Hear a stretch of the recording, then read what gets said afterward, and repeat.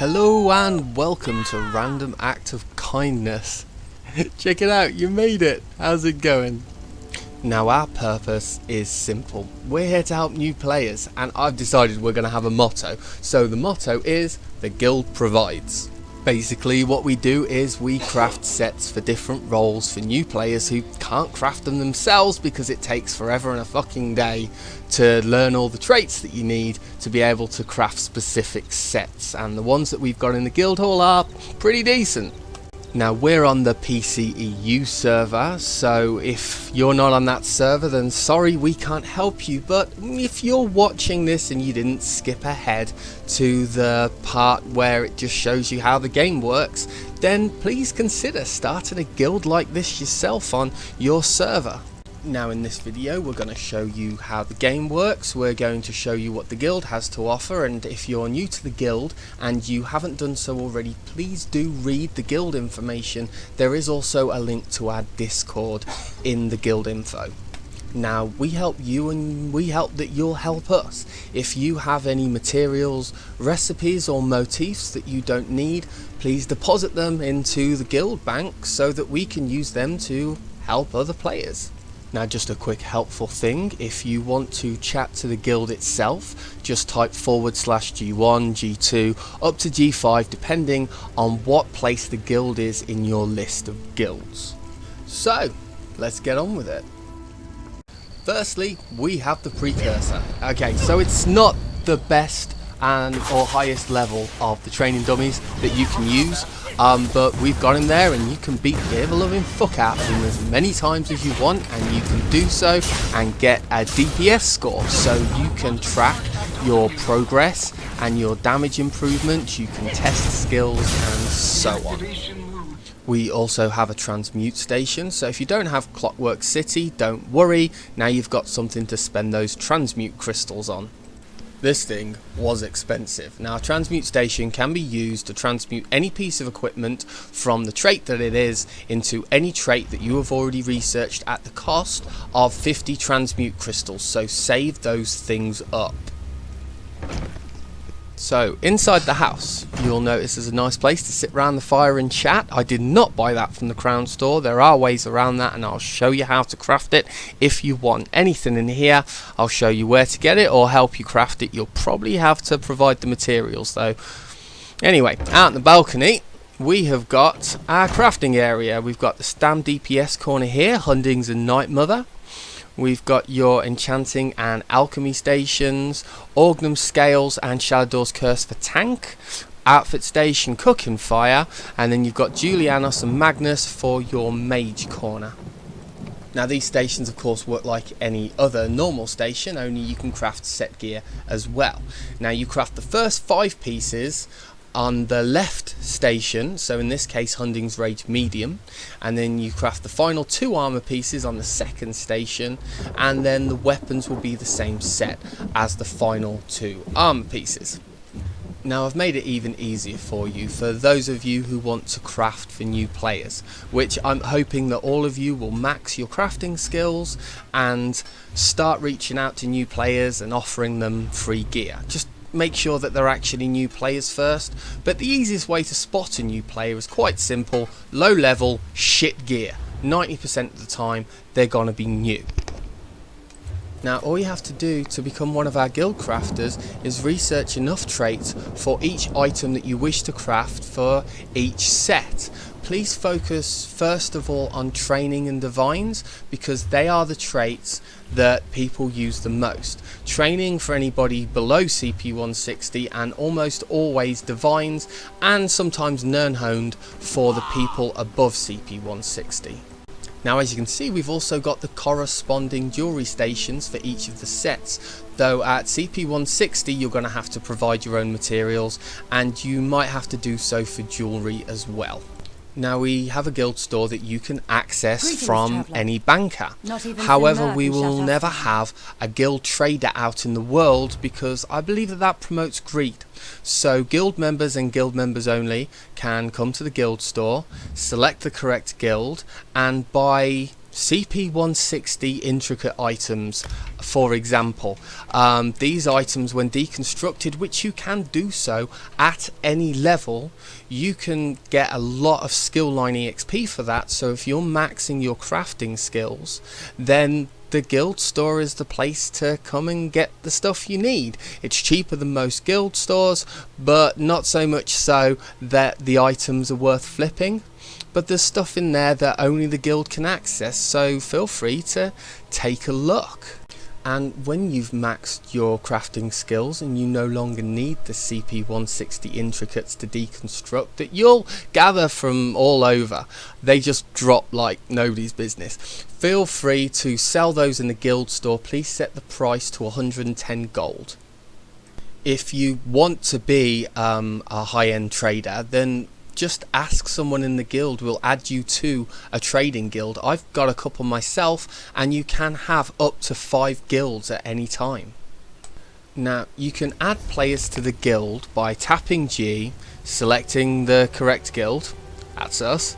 There's various different settings that you can look through, including guild info, roster, ranks, heraldry, and history. Sorry, I'm looking at a tiny screen. But you tap G, select roster, tap E, and you can add somebody to the guild that way. Type at before their name. Now please, for God's sake, make sure before you mention free gear or the guild or anything like that, find out if they're new to the game or if they like helping people. At which case, feel free, add them. Now you hit escape to get into your settings. Okay, and there are a lot of them. First, you can turn the gamepad mode on or off if you so desire. I'm a controller gamer myself. Console convert. Console convert. There are camera settings, first and third person, field of view, all that stuff. We've got the interface, and there's various things you can change, including chat bubbles. If you turn chat bubbles on, that's really useful for helping to find somebody in your team who's died in a dungeon. You have options with nameplates and indicators and all sorts. I also like to set the colour of my guild to something more specific, and you can play around with that to your heart's content. So for example, when people speak to me, it's up in red, so it's easier for me to spot. And as you can see, there's both Random Act of Kindness 1 and 2 at the moment are in my guilds, and they both have their own specific colour. You can tweak your add-ons, and there's also an add-ons separate whole section. Now you can use these settings to prevent accidentally attacking people by hitting the wrong key. You can also turn off the profanity filter, so you can see the word fuck amongst others. Though that being said, I will not take people being abusive on my guild. I already booted one guy for that because he was a dick. So yeah, you really want that thing off unless you're easily offended and the sort of person who regularly needs safe spaces. Now this function is really important for dungeons. Make sure you select, you see just under roles where you've got a shield, a star and a sword and staff. Each one of those is for a different role, and you need the right one checked for your role, or you'll end up in a dungeon where you've been set as the designated healer and you can only do DPS. True story. And you can select specific dungeons depending on which ones are unlocked, or you can just go on a random normal or veteran and get into a dungeon a little bit quicker. But this is how you queue for a dungeon, and dungeons are awesome for experience. So if you want to speed level your character, this is how you do it. Now maybe you're wondering how to get to the Guildhall, and this is quite simple. You select the right guild, as you've seen earlier on. You can order by rank, and you just click the up button by where the ranks are listed, and then you right click Stitches of Doom if you're in Random Act of Kindness 1, and you select Visit Primary Residence, and it really is as easy as that. Also, travelling to a guild hall is a free teleport, so if you're in trouble with the law, it's really easy to as long as you're hidden but you can't get out of town because you're going to run across a guard who's going to accost you, then you can just teleport to the guild hall, get somewhere where they can't see you, teleport out, and you're sorted. And There is a outlaws refuge that's a couple of minutes ride. You can ride around the city to get to it. Now, I've met a lot of people who don't have a clue how to craft, and it's really easy. Refine. You just double click on the raw material that you've got and you choose to refine it. At the set stations you have the 2 extra tabs, set weapons and set apparel, but you just select the item, select the level, select the style and select the trait out of the traits that you know. It's a lot easier than it looks, and if you're afraid of it, just have a play around with it. It's really not that hard, and with the set stations it will warn you before you craft a non-set item, which helps. And you've got everything that you need to craft. It's a lot easier than it seems for some people. Now, in your crafting, you'll start to notice quite quickly that clothing, blacksmithing and woodworking, the systems are essentially the same. They're so very similar. The only difference is different materials and different tempers, tannings and resins. You'll also find that jewelry crafting is incredibly similar as well. Now, when you come back from a mission, quest, a dungeon, whatever, what you want to do is you want to refine whatever materials you've got. You want to research any traits that you haven't learned yet. You'll find some ornate items. Those will sell for more gold, and they're the only thing that you should really be selling, and you deconstruct everything the fuck else for materials and skill line EXP. It's really very simple. Now, I like to use the controller UI, so I've got little hourglasses next to little magnifying glasses next to the items that I haven't researched yet. The intricates is that curly arrow thing. Improvement is really easy. You used to have to increase the number of items to get 100% chance, but they now put it to max. Double check the chance of improvement, because if you fail to improve it, you lose the item you were improving and the tannin, resin and temper that you were trying to use to improve it with. So it's best to always do it 100%. On the PC keyboard and mouse UI, I think if you hover your mouse over each item that you're going to deconstruct, it will tell you whether or not you've researched that trait yet, whether it's intricate, which gives you a lot more experience points, or whether it's ornate that you can sell. I'm not sure if you guys on keyboard and mouse actually get the handy little symbols. You'll start to notice blueprints and praxis and shit like that, and basically that's for crafting home items, which are just as easy to use. So they use some specialized home crafting items and some actual crafting items, normally your resins, tempers and the other one that I can't remember, tannings, that's it. Now, enchanting is fairly simple. You can order by the square ones, the triangles and the little circles, or you can just go through the list of all, and you basically select one of each and select to craft it. If you do not know the specific trait of the rune that you are using to craft the glyph, the first time you use it you will learn that rune. So anything that you haven't learnt what it actually is yet, put them together and craft it, and that will also get you extra skill line EXP by learning what each individual rune does. And extract is also deconstruct, so deconstructing for materials and skill line EXP.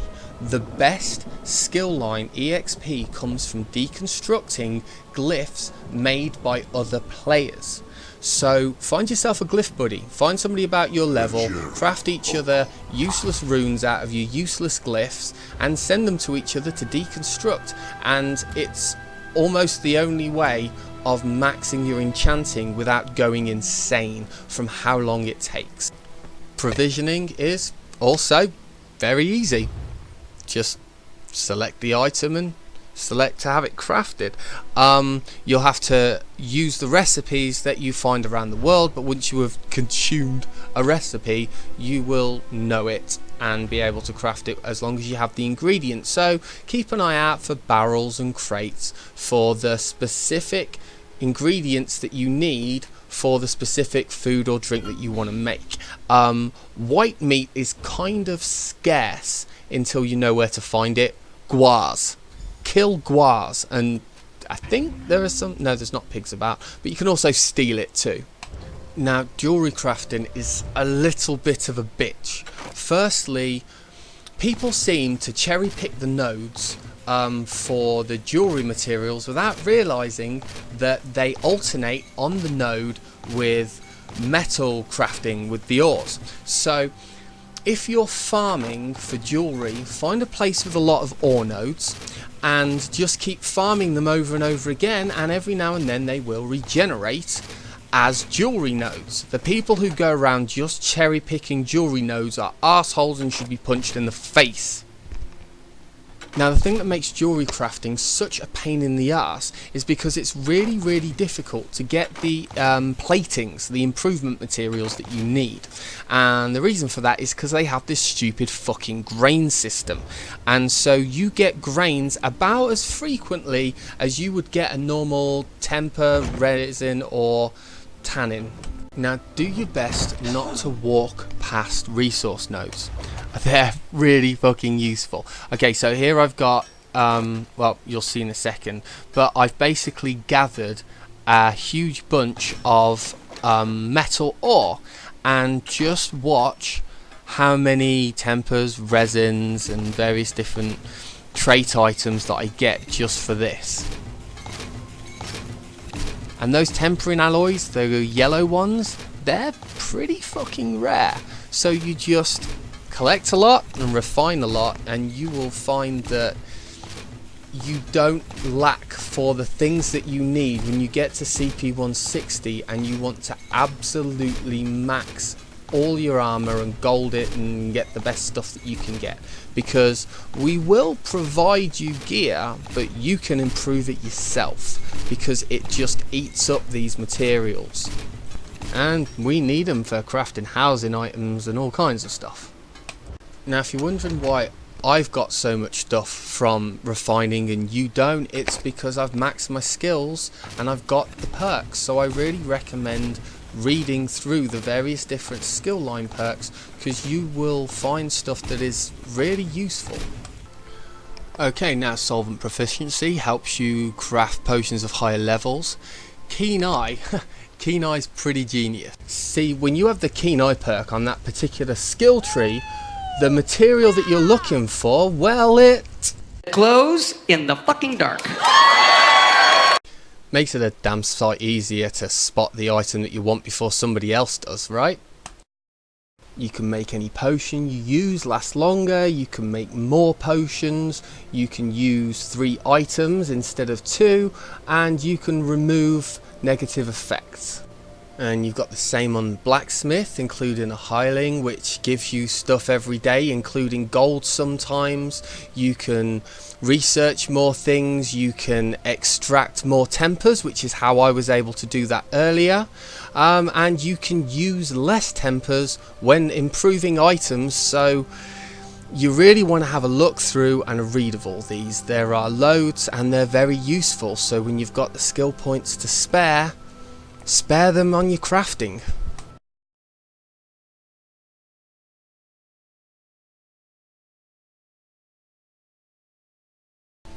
Now, alchemy and provisioning work, they level slightly differently than the other crafting skills, and they level through crafting. So pick up as many materials as you can, and you can order it in the same way as you can order enchanting with alchemy. Now, if you put together, just waiting for it to catch up to me, Bugloss, how do you even fucking say that? Bugloss, Columbine and Mountain Flower. When you have the perk to mix 3 items, you mix those 3 you get a tri-heal, which not only heals each of your 3 main resources, but it also causes them to regenerate faster over a short time. So when you're dungeon delving and you're caning through your skills and dying, this will regenerate all 3.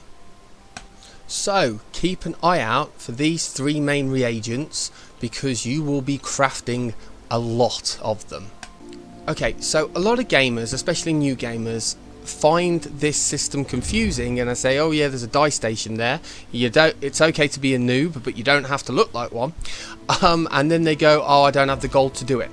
Make sure that where it says outfit, I think it's at the left hand side, we're not there quite yet, make sure it's set to no outfit. Then you're just dyeing your armor, and that is always free. It always has been, always will be. Otherwise it's going to cost you outfit change tokens and so on and so forth to change your costume or to change an outfit that you've set up.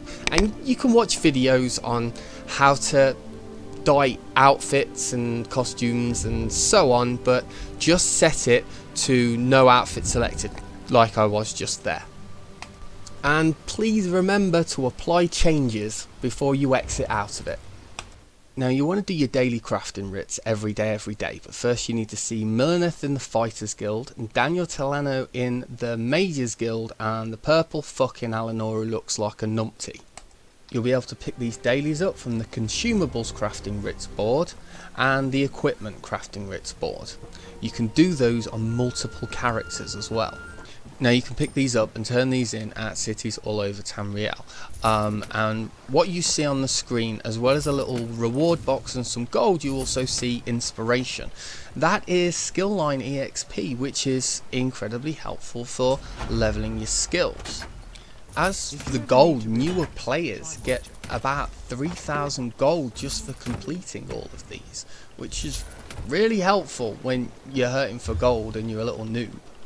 And the rewards are fantastic. Gold improvement items, intricates, ornates.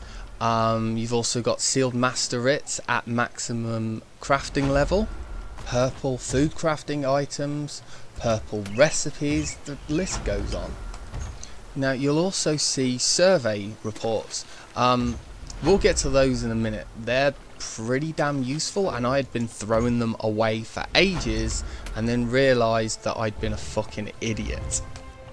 See, when you have the crafting survey report on you, it will lead you to a location. Now these maps are shit, and the best thing to do is just pick up your phone and Google the specific survey report you're after.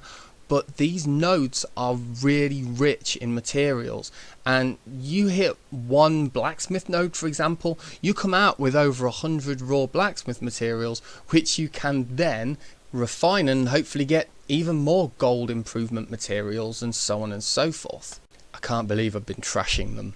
Now these master writs have various different numbers of vouchers as a reward.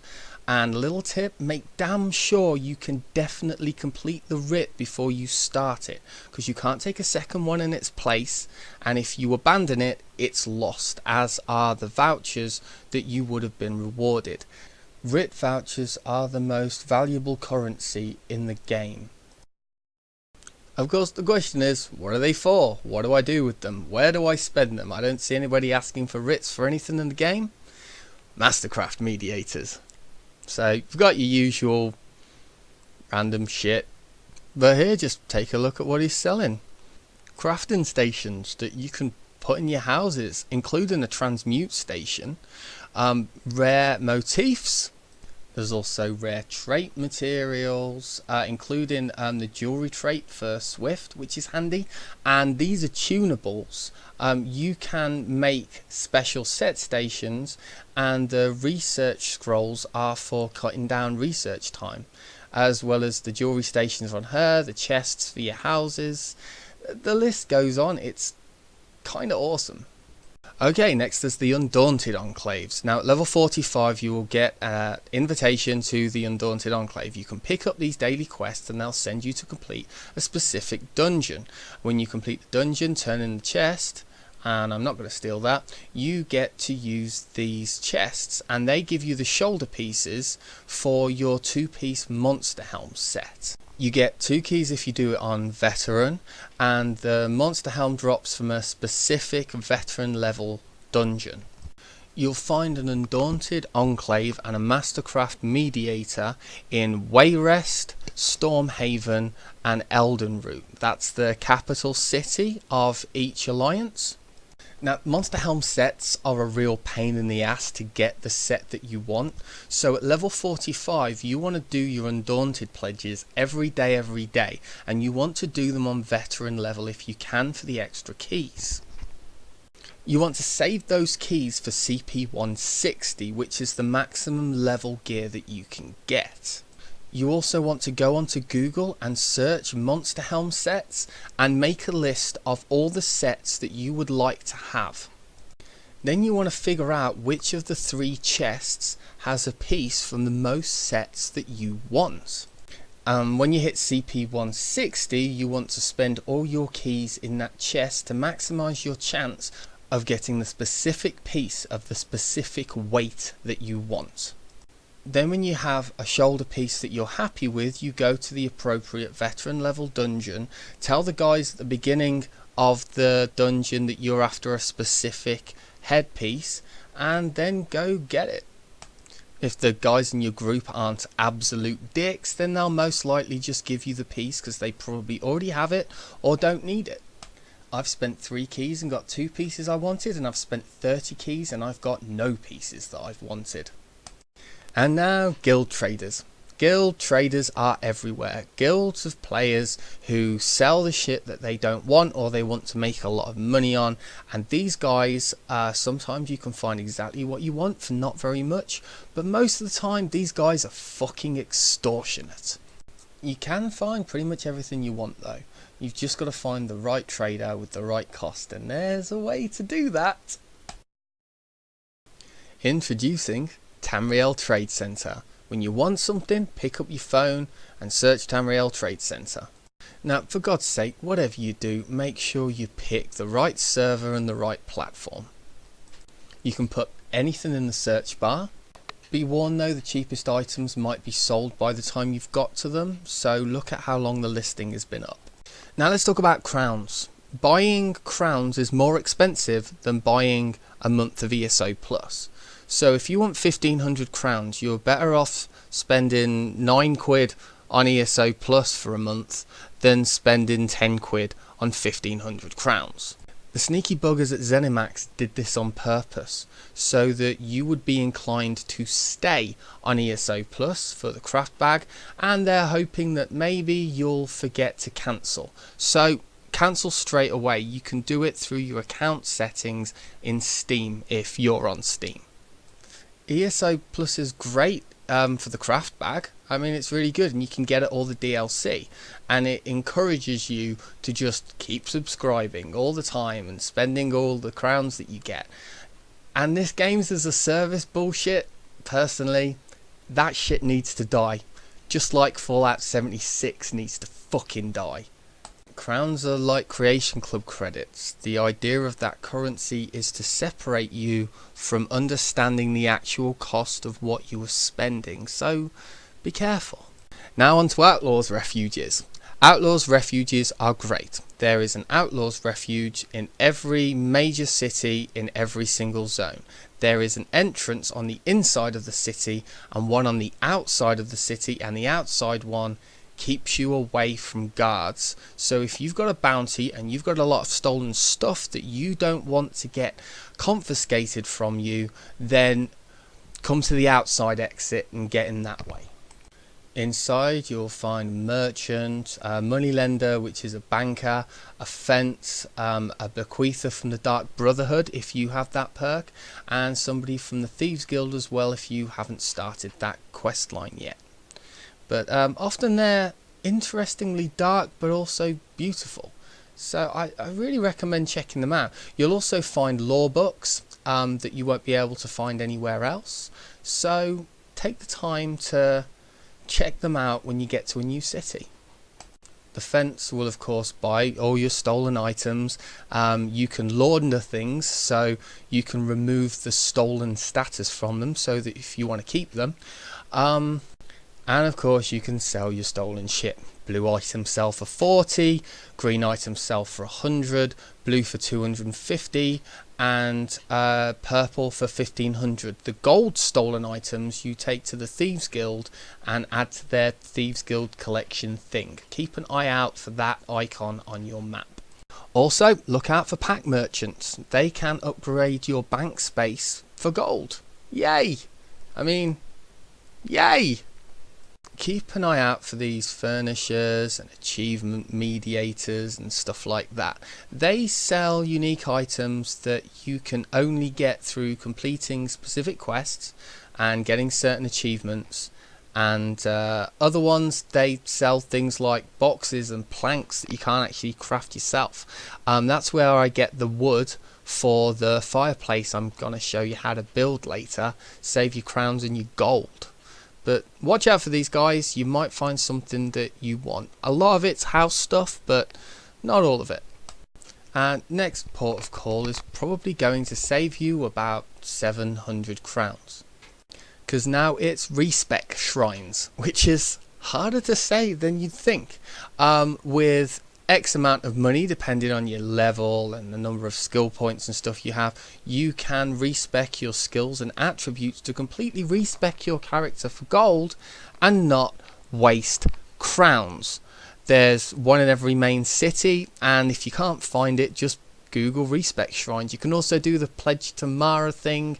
Google that too. You're looking for an hourglass icon in a main city like that. A lot of thing new players also don't know about is Mundus stones. These are, well, they're just like the ones in Skyrim, and if you just Google it, you'll find which one you want and where to find it. Now, sooner or later, you're going to buy a home, and you're probably going to buy a home with a fireplace, and I really recommend buying them with gold and not crowns. But yeah, these fireplaces are shit. I mean, they're just shit. So you can either spend a lot of money on a shit one, or like I'm showing you, you can build it yourself. Now notice on your crafting editor that you have a button called surface drag on or off. With surface drag on, the item will drag along the surface. With surface drag off, you can clip it into anything, which is really helpful. With one rough fireplace fire log and 3 rough fireplace stacks, you can build a nice little fire. And if you can craft a Daedric brazier table, or you've got a friend that can, they'll probably want at least the materials. You can also buy the recipe fairly cheaply and so on. 3 of those will add a roaring fireplace, which is a damn sight better than the piece of shit, crown bought, expensive as shit from a guild trader. We're talking 85k minimum, crappy flaming fire logs, when look, this gives you so much more light. So build it yourself. Fuck the crown store. And I guess that's pretty much everything that I've got to show you. Finally, go to the stables and train your horse. You can increase your speed, permanent carry capacity, and stamina of your mount, which will make it a lot more effective. And yeah, I guess good hunting.